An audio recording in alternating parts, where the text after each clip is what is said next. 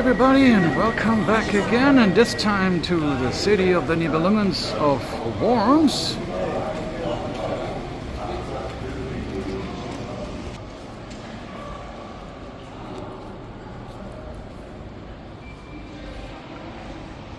Straight out of train station, as I also finally did get this time my fair share of some delayed train arrivals from Mannheim to the amazing Nibelungenstadt of Worms. And you know, if you recently seen my footage down from Speyer, you know, by Speyer being the cradle of the Protestant movement, Worms will take it definitely to the next level, to the graduation part, where we all know this was Luther's place where he became refuge and ended up starting to write the big book. And I'm hoping I'll be able to pass by some way or the other his statue. And we are already in part with a train station, quite an original building, I have to say, in its own right. And I'm gonna see now from where I'm gonna be entering the historic district.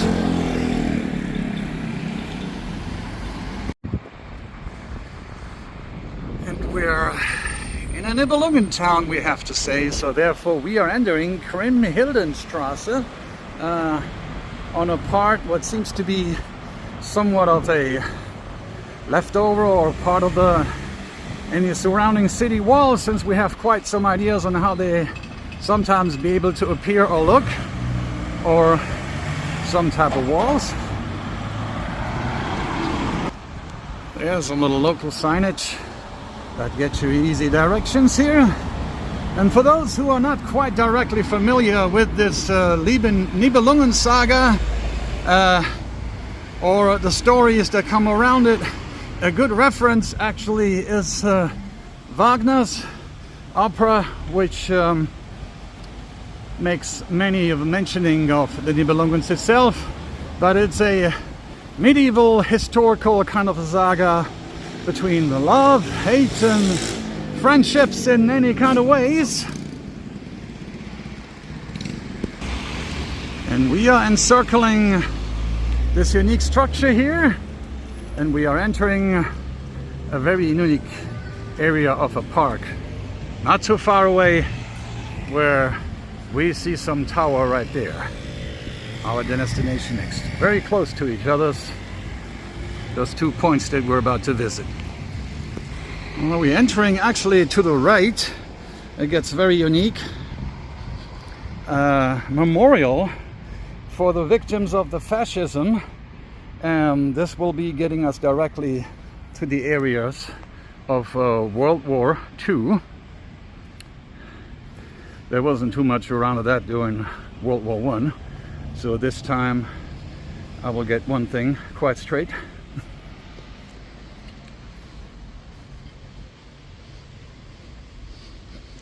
It is not bad at all, the size of a round-shaped type of a pavilion, with the other side having some little rose bushes planted onto it.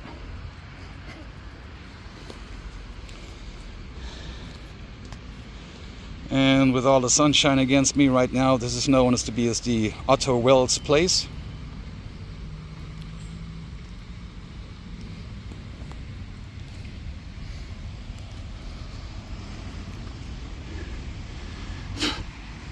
Stretches down a little bit further there, so a lot of opportunities to have park, little recreational, sitting and relaxing, well thought of.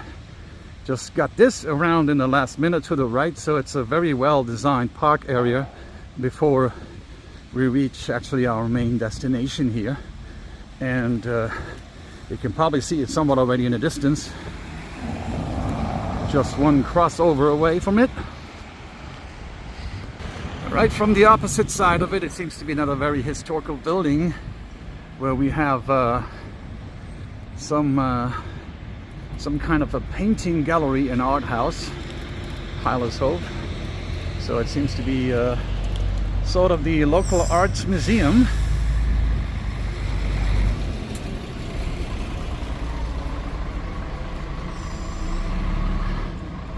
part of the historic castle or palace garden. Very unique. And we have now finally officially crossed over, and we have now reached the Lutherplatz, which is also known in its own right Luther Park. A nice little area with some nice unique gardening around it.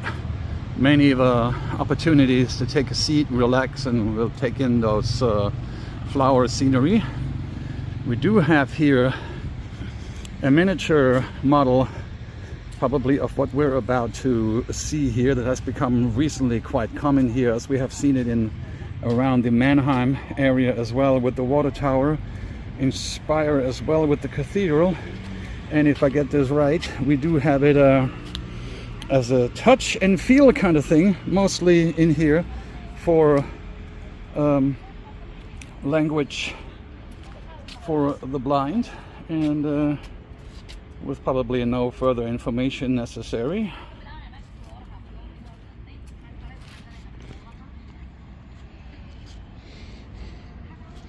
It was very unique.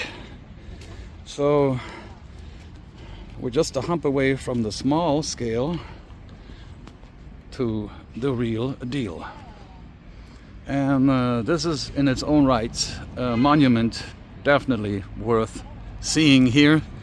This is the Luther Memorial at the Luther Place, right here in Worms, where I was just not even 5 minutes away from the train station here.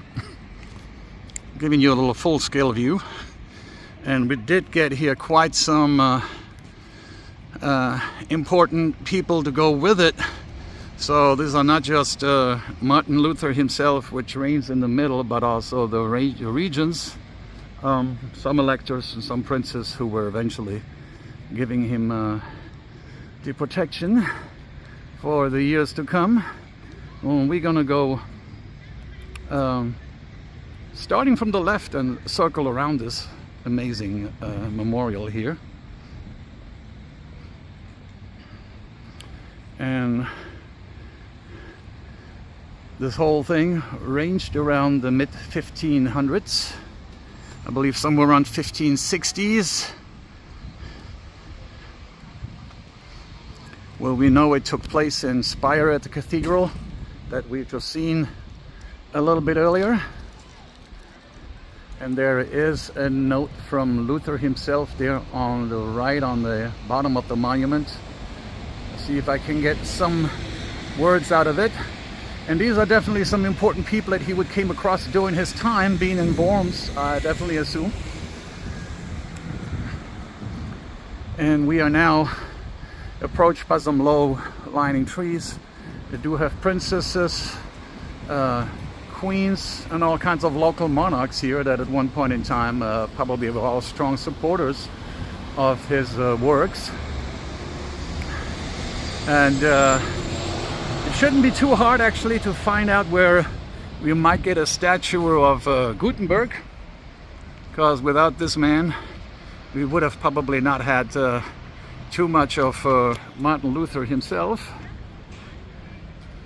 He provided the necessary printing works to get the book out, and therefore the word out about the word as we know it as of today, translating it over, previously only accessible from the Roman Catholic Church, where ceremony were mostly held in all Latin, and he transferred it over in to the local speech. And we do get a name over here of this statue here. So this is Philipp der Großmütige, Landgraf of Hessen, so Elector of Hessen. Der Großmütige will have to come up with what original words that would be. Now we're just simply getting us a step closer to this whole thing.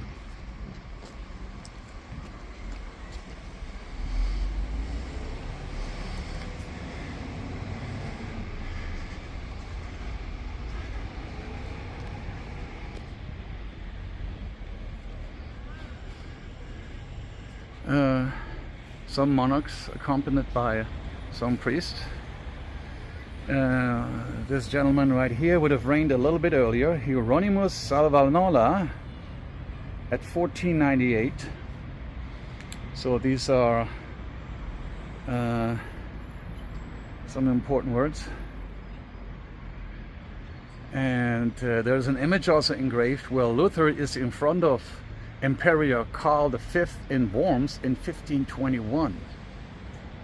So we have that, and then we have a statue here of Johann Hus, 1415. These were all pre-Lutheran times.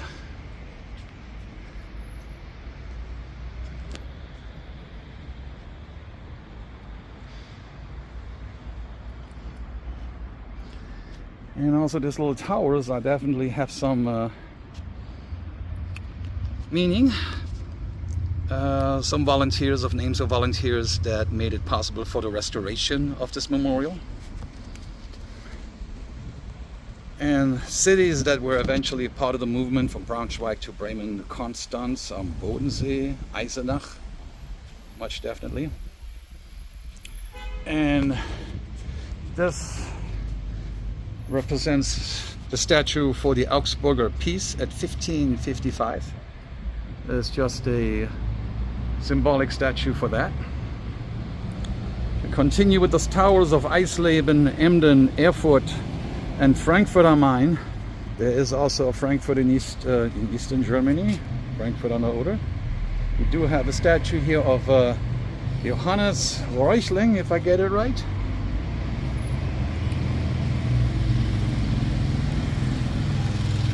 Towers again coming down from Schwäbisch Hall, Hamburg, Heilbronn, Jena. Definitely some East German saying hello. And here we do have the representation of the Protestant spire, 1529.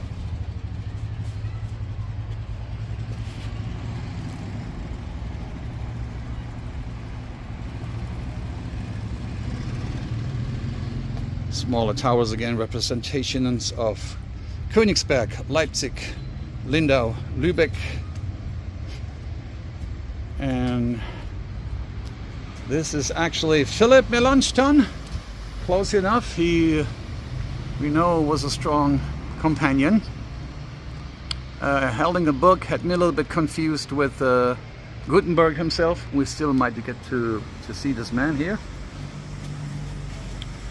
Marburg, Benningen, Nördlingen, and Jena, Krieger. It's been missing in action. And in 1631, the morning of Magdeburg.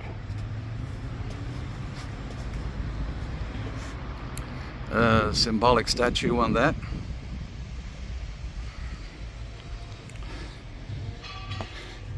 Schmalkalden, Strasbourg, Ulm, and Wittenberg. Very important places overall. I'm swinging slightly up to the left.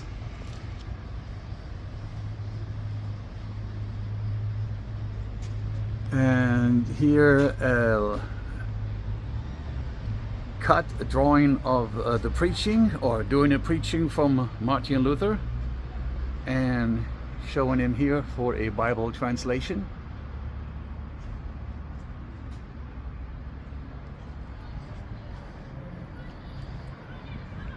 These are now the statues you would see behind from the front.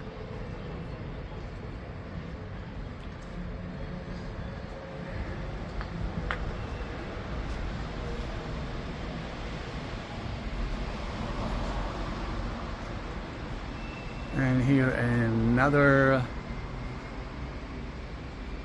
the Thesenanschlag to Wittenberg, 1517. I guess some royal discussions will be held. In the back also Nuremberg and Reutlingen.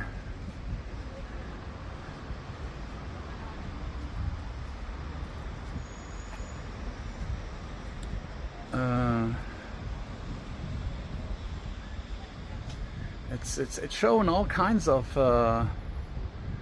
scenarios where Martin Luther was active, and the processioning of the Last Supper in delivering that. Priest Sterner, and I'm assuming this would be the execution of getting someone into priesthood. Brandenburg and Anhalt. And this gets us to the whole round of the memorial.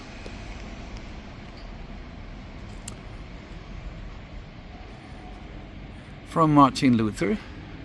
Definitely have to get the walk around it to get the detailed information like I just did in here, but the whole memorial stretches all the way around it, and just now be able to get it in full scale. The Luther Memorial here at the Luther Park, and we're just now swinging over to the right and continuing through the flowers.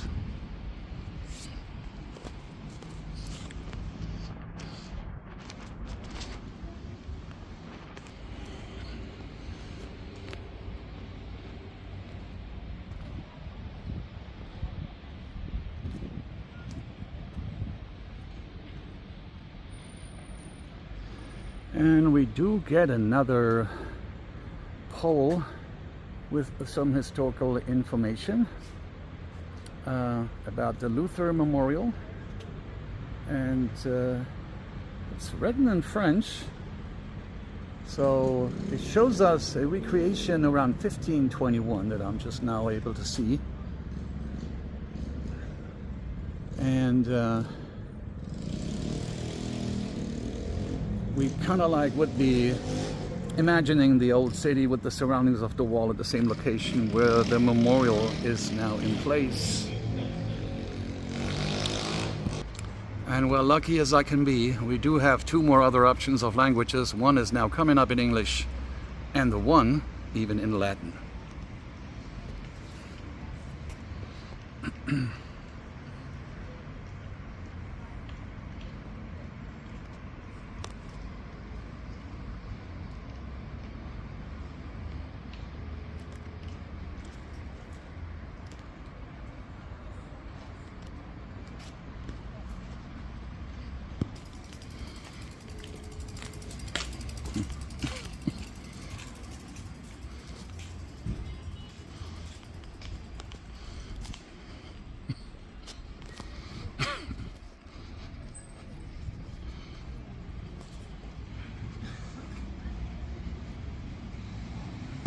If you ever decided to reach this place, like from around Mannheim, it's not even close to 15 miles away from Mannheim. You're taking the train to Mainz, and it gets you there straight shot. Actually, they're a little bit easier than what you would be to Speyer. Speyer is maybe about 5 miles, a little bit further out there in the distance, but still less than 25 miles overall.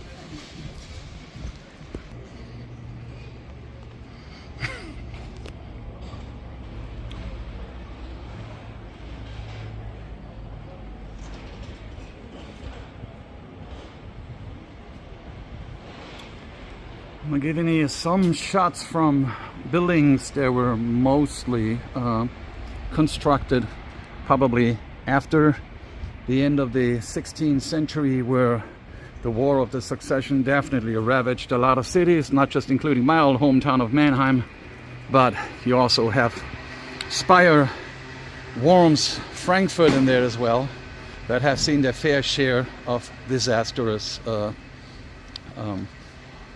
destructions.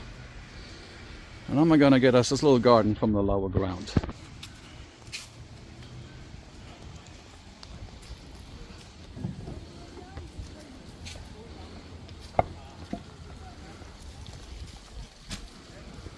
So this is a park further down to the right, just full with wonderful flowers, and it keeps going straight in, and it takes us straight up into another memorial. So you can take a wonderful breather, and I hope your allergies are right in place for this undertaking by taking a straight shot to another World War memorial. It could look like either one or two. We're about to find out. But speaking of point of destruction, Worms has seen its fair share as well, just as much as Spire had at one point in time. Even here was an attempt made on the cathedral for destruction, which was gladfully, you know, protected or avoided from taking place.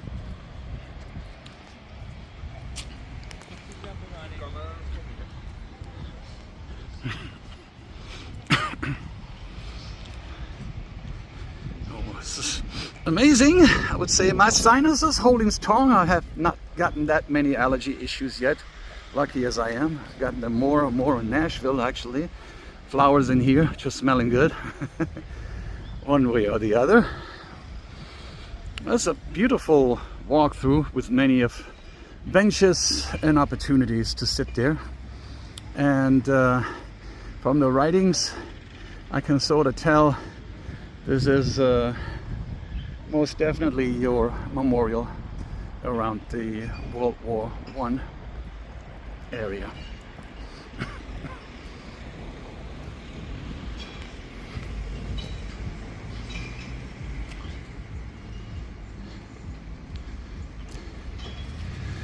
A regiment of Prince Karl of, well, there he left me, and his field formations. So this is a regiment from the descendants of the emperor.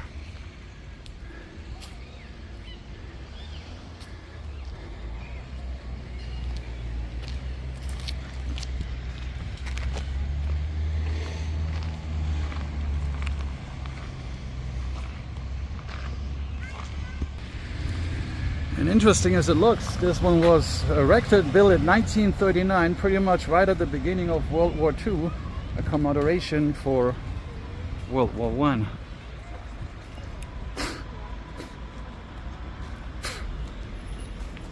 Flowers alone doesn't keep those bees happy. And now, a little bit of a straight shot there for you, from one memorial through this little wonderful garden, straight up to the next, and it just keeps getting better. Alrighty, we are now at the Ludwigsplatz right here in Worms, the center of it, and we do have us another interesting building here. Not quite our final destination yet, but something maybe just as equal as of interest for us. Well, as we have it, it happens to be a very interesting piece of memorial. Here's Martinskirche. Well, Martin, just as me, or as the Luther, we are walking just away. A very historical ground over here, which tells us at one point in time it was the headquarters of the Roman Caesar, Roman Kaisers, Julian Aposta. And doing 361, yeah, it can go way back. We know the Romans here hold pretty much business until around the mid 400s, and it once was actually a very historic piece. Could have been probably been witnessed in here until the destruction of the successions, the war, the 9 Years' War with King Louis. The French promised a campaign of scorched earth, and we do have a little bit. I'm going to go down just for the basics. And after the destruction of 1689, this church, which eventually was here before and got destroyed, was rebuilt, re-erected with this Baroque style tower roof. And also, unfortunately, during air raids between 1943 and 1945, this church suffered some severe damages here. So it is a Martin's church, Protestants by all means, and historics in its own ways. And I don't know, if me ain't no trying maybe to get up in here, because I just saw some people knocking on that door. That didn't get us nowhere. We definitely want to check this out in this all Protestant town of Worms. But surprises on our way. This Saint Martin, which Saint Martin actually is a saint of the Protestant church, is a saint for this Catholic church as well. So this happens to be a Catholic church. Either way, probably one of the only few that'll do. So Saint Martin, which probably refers to Saint Martin of Tours, as I know by my namesake that we have here. So we will have a slightly Roman Catholic style permitted. Here we have the rooftop again and a better view on that, on what we just read. And while we are at the place, we come across a no lesser interesting fountain here, engulfed by a nice tall structure memorial. So we just wondered where the water came from the whole time. This is the source of it. And this is commemorating Ludwig IV of Großherzog von Hessen und Bahrain, the further also the supporter of the business, industry and art. So he would be at that time our elector in this whole area. Probably at one point in time he had a seat in Mannheim, and in this close neighborhood they were at one point in time all, of course, included in Bavaria and Palatine as well.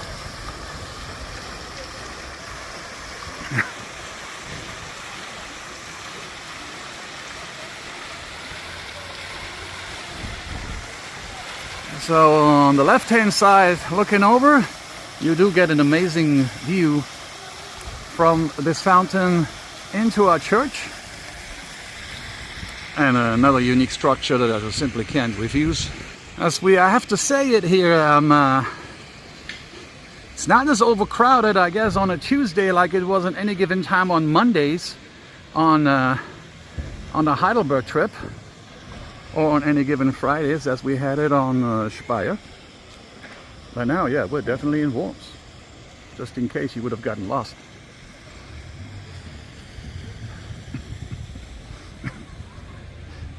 So this church entrance looked like it's been part of a somewhat of a gated community here. Can't really tell if it will give us any kind of entrance here. It does have currently more modern businesses in here, but this could look like at one point in time a building of more importance. Well, I do have on the right the little pedestrian area of shops and restaurants and snacks and such.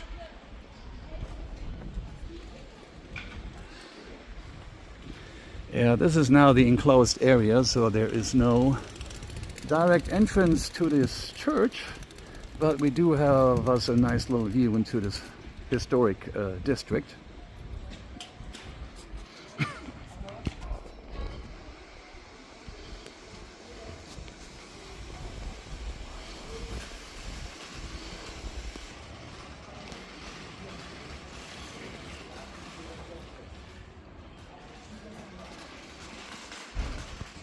Here we're drawing up a little closer to this amazing historical building here, with a nice little historical stopping point as well, which we can only appreciate. We are shown to be a location on here. This would be sort of like, I guess, the entrance gate into the city, which now we got lucky enough. It shows a 3D visualization of 1521, and it's now even named the Martin's Gate, which you can see the information right here, even written in English. We are very thankful for that.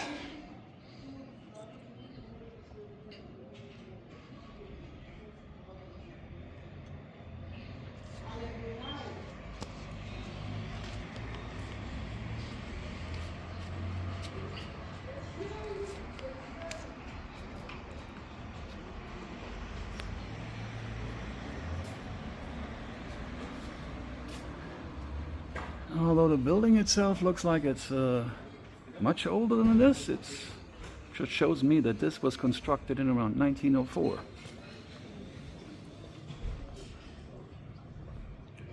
Probably in a style representing the medieval times. We just made a circle turn to the right and approaching another little church-like building. Simple in its outlooks, but nonetheless sometimes a simple from the outside doesn't necessarily mean it's simple from the inside. So while we got us a little dating here from the across building, 1710 to about like 1980, it was in business for its historical purpose. So coming pretty much from the shopping area from the Kaiser Passage, Kaiser Passage now down on behind of that, we are approaching this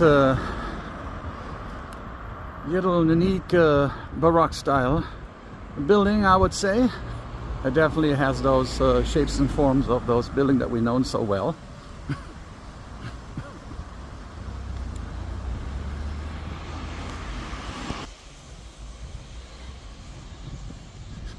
Yeah, with the trees covering really most of the entrance part of this church, but we happen to be in front of the Friedrichskirche, the Frederick's Church, which probably will bear its name from one of those local electors. And voila, sounds just like it we have as a Protestant church. And I'm not quite sure if we're lucky to able to get in. Well, this one didn't give us any access, unfortunately, at all. So this is already 2 churches down. 1 to go with the hopes that we don't come on locked doors.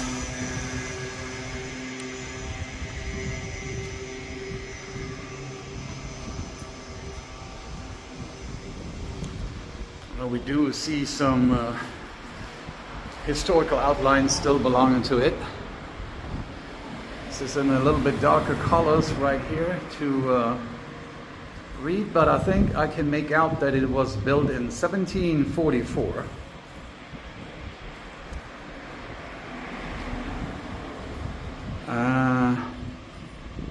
In a location where once of the Red House, 1624. So there's a lot of things I might have to go home and do my thing about it. Okay, Frederick's Church and the Red House, and so it looks like it has its origins still to be seen into the back.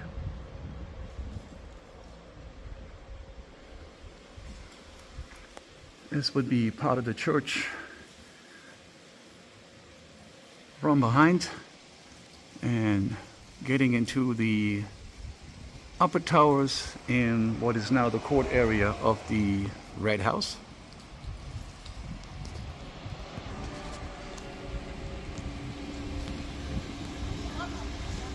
Okay, we got us the hotel, the guest house and wine cellar of Roman Emperor. Can't get no better than that, right? Building itself looks like it's been moving up a little bit to the front. And there we have it in full.